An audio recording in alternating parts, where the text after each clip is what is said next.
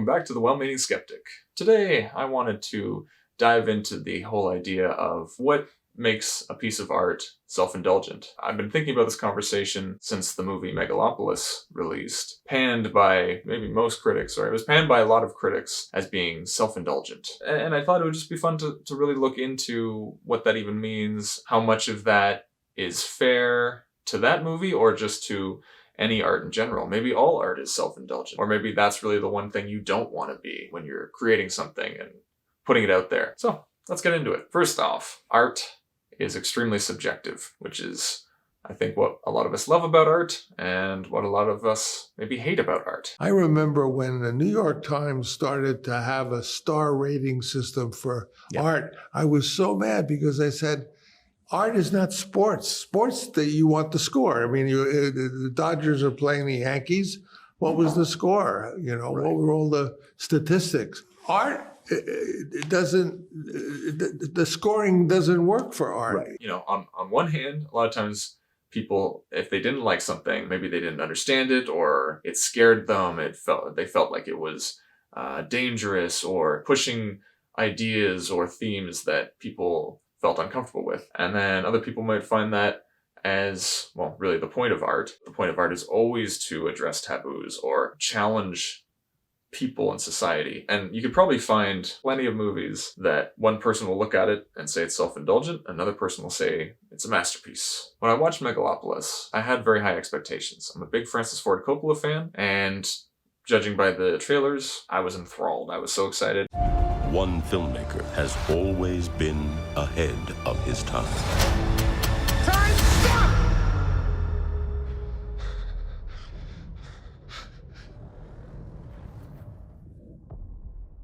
Go. To have a movie like this from a big famous director being played in mainstream theaters, it got me real giddy. And then I watched it, and I had to be honest with myself, and once the denial cleared away, I had to admit that I was very let down. Before going into the movie, I did hear about critics saying that it was self-indulgent and it was, a mess and it was meandering and it was incoherent or just too much. And I always like to experience something for myself so I can have my own personal opinion on something. So that's what I wanted to do with this movie. Why I wanted to use this movie as the main example to look at, what is self-indulgence and art and creativity and self-expression, is that as much as I really struggled to enjoy a lot of the movie, it's also stayed with me. I mean, I still find myself thinking about it. There's still parts that I think are genuinely well-crafted. Ralph Waldo Emerson said the end of the human race will be that we'll eventually die of civilization. But trend is not destiny. Time, show me the future. Together, we'll discover new paths which lead to the unknown world ahead of us.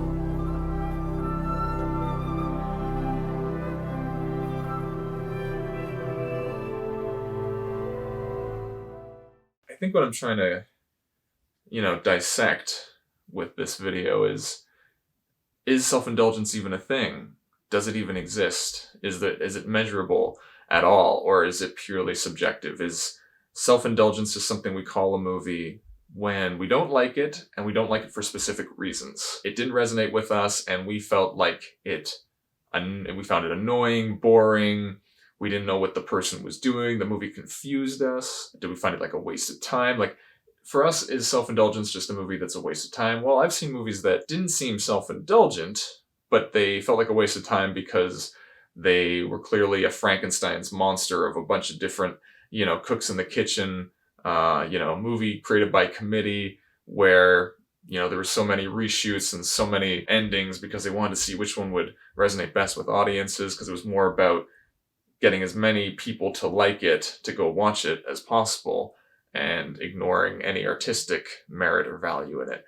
Okay, what other things would we say when something is self-indulgent? It clearly just is about the main person making it. So if it's someone that is, financing it basically themselves and doing most of doing a lot of the main jobs, like directing it, writing it, maybe starring in it, and it seems to very much mirror or parallel that person's personal life or, a lot of things that have happened in that person's life seem to resonate or parallel in the movie. And then if we feel like, maybe do this at home, as something you do but you don't show anybody, but don't subject people to this form of therapy for yourself or, self-exploration. But again, that I feel like can get disputed too, in the sense that, isn't that what attracts us to art? I mean, I feel like when art speaks to someone, it's because, well, at least I know for me, when art speaks to me is because it really feels like this was meaningful to the person that made it.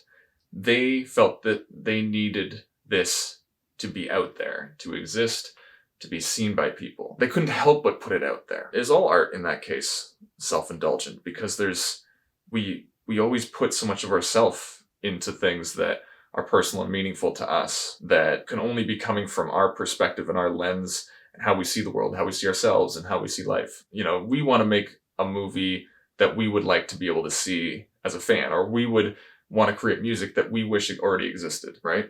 So in that case, is all art self-indulgent? I mean, then if it is, well then, it's not much of a critique, and then it's kind of a vacuous way of describing a movie. The interesting thing of, again, going back to Megalopolis, is that I could, first of all, definitely see, because it was certainly a unique movie, in terms of its themes and its approach, its style, I guess you could say, that I think it will be probably reappraised, because when it's something is unique enough, you'll have people that will probably appreciate it even just for its uniqueness. And it's refreshing to kind of experience something like that. Now, people could say it's refreshing maybe in a bad way, like, drinking a cold jug of toxic sewage or something. Maybe no one find that refreshing, but for like a split second, the coldness on a hot day of the cold sewage might be like, and then you vomit, right? I think there was so much backlash to it that usually I get, kind of suspicious when there's so much backlash and pushback, because, then at that point, is it just simply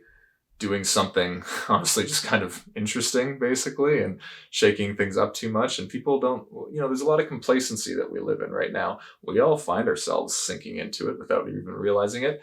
And sometimes maybe it's just uncomfortable to be rocked out of your complacency a little bit. We don't like discomfort as a species, generally. Usually it's good to find yourself in discomfort. That's where you learn more about yourself, and that's a lot of times where you grow, but it doesn't always mean we like to be there. There is subject matter, there are themes, political and philosophical themes in the movie that might be too just discomforting for people, just disquieting even. Again, I do think that the movie has some very interesting and brave and important themes, again, regarding things like abolishing debt. Tear down debt! Tear down the world of ready-made slums that those families that run the world shove you into. You were born with the option to be what you want to be and must. I think, again, the system that we live in a lot of ways runs on debt, revolves around debt. People are so drastically affected and a lot of times controlled by debt. To have a movie playing in theaters that's having a conversation where we need to talk about the future, we need to talk about removing debt, we need to talk about freeing humanity and really seeing the full potential that our species is capable of. And the movie talks about, like, we really just need to get the conversation started. So the movie is kind of being self-aware or meta in that sense of, well, this will be the message. This will be the thing that starts the conversation about where are we going as a species, which I think is very important, because it seems like we don't really know where we're going as a species. We haven't really agreed on that. Probably finding some agreement would probably be a good idea. I'm for that. So I think a lot of the messaging in the movie I can get behind. So personally, I don't find it self-indulgent. I think they were definitely trying to be very experimental. Maybe there was too much, I don't say too much freedom. I don't think you can ever have too much freedom when you're doing art. But, maybe Coppola, especially, maybe it was going to be his last movie. He's quite old at this point, definitely in his 80s. And maybe he's just like, F it. I just want to go nuts and just try all these shots and all these ways of editing and try all these ways of putting scenes together and playing with the art form of film in ways that maybe he wasn't able to in the past, or he's always wanted to, or he was doing a lot of homages, or not exactly sure what he was going for, I guess, because it does feel quite messy at times. A lot of times. I think it is quite a messy film. This is my heart. But there's some beautiful nuggets in there too. We do have the obligation to each other to ask questions of one another. What can we do? Is this society, is this way we're living, the only one that's available to us? And when we ask these questions, when there's a dialogue about them, that basically is a utopia.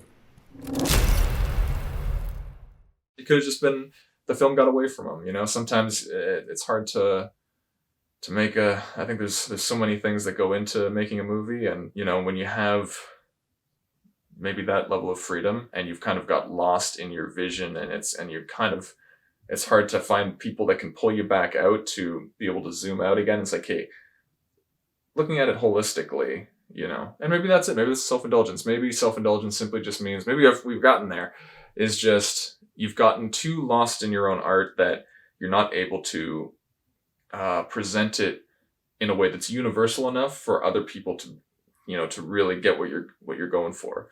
I mean, I do think I know what he was generally going for. I just think that could have been executed better. It could have gone through some more edits. I mean, I kind of personally would have been happy with just like a 1 hour tone poem movie of Adam Driver's character just scribbling more and more beautiful illustrations and drawings and concepts for future societies and future technologies and future ways of organizing.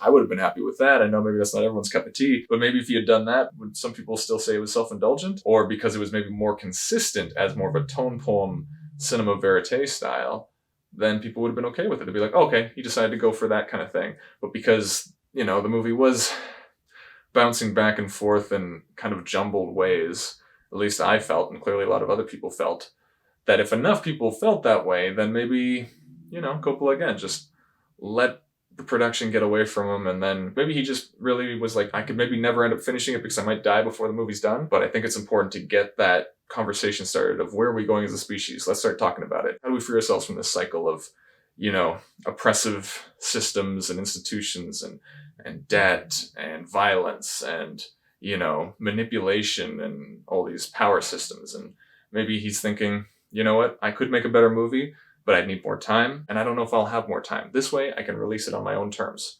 Maybe that's all it was. So again, going back to the idea that maybe all art is self-indulgent, but there's good self-indulgent, and there's bad self-indulgent.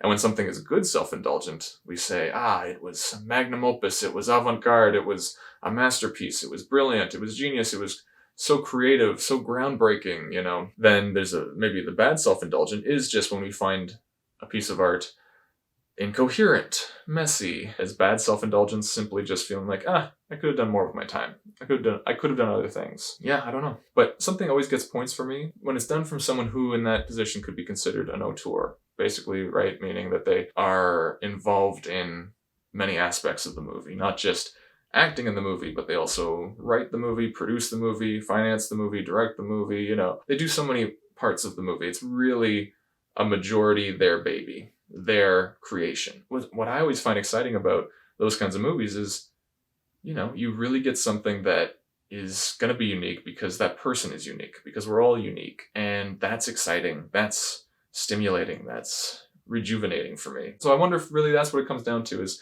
good self-indulgent goes by different names. You know, revolutionary, avant-garde, groundbreaking, and then bad self-indulgent is self-indulgent and incoherent, irrelevant, nonsensical. You know, why Megalopolis was considered self-indulgent is maybe all this stuff, really all the scenes that were left in, all the edits, all the decisions that were made in that movie made perfect sense to Coppola. And then when you're watching it, you just keep getting taken out of it. Maybe that was it, is that it was too self-indulgent in the sense that that person was just putting too much stuff in there that was only for them. It would be hard for audiences who don't know the creator that well what they were going for, so they just get confused. So maybe that's it. And Coppola wanted to keep all those things in there because they were so personal to him, and he found all those things so important to be out there for people to see and to talk about and to experience.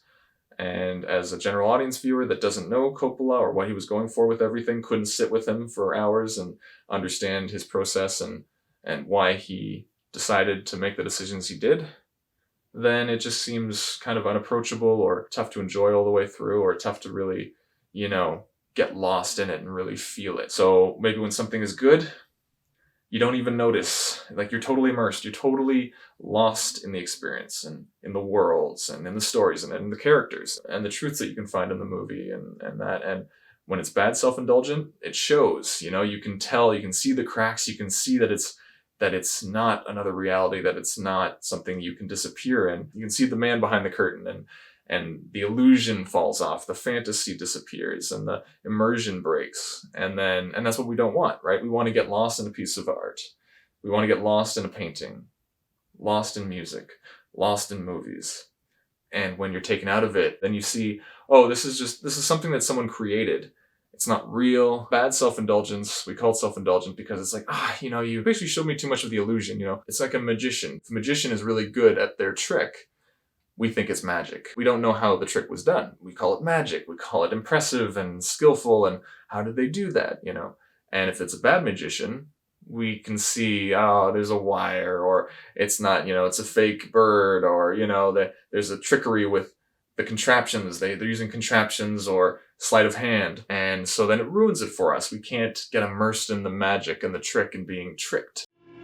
You want to be fooled. We want to be fooled by art, in a sense. Swept away by a beautiful song or album, lost in the worlds of a movie. Then that's magic that we're believing in, that we're getting lost in, that we're experiencing. And bad magic breaks that illusion and makes people just want to throw carrots, because they're so upset that they were almost swept away and taken into something, a special realm that is hard to access in the mundane real world. When we're yanked back to real life prematurely, that's upsetting. Good self-indulgence is magic. Bad self-indulgence is a trick that someone tried to pull on us that took us away from a potentially magical experience. Is good self-indulgence movie magic and bad self-indulgence movie trickery? Love to hear your take down in the comments, and I'll see you around, I'm sure.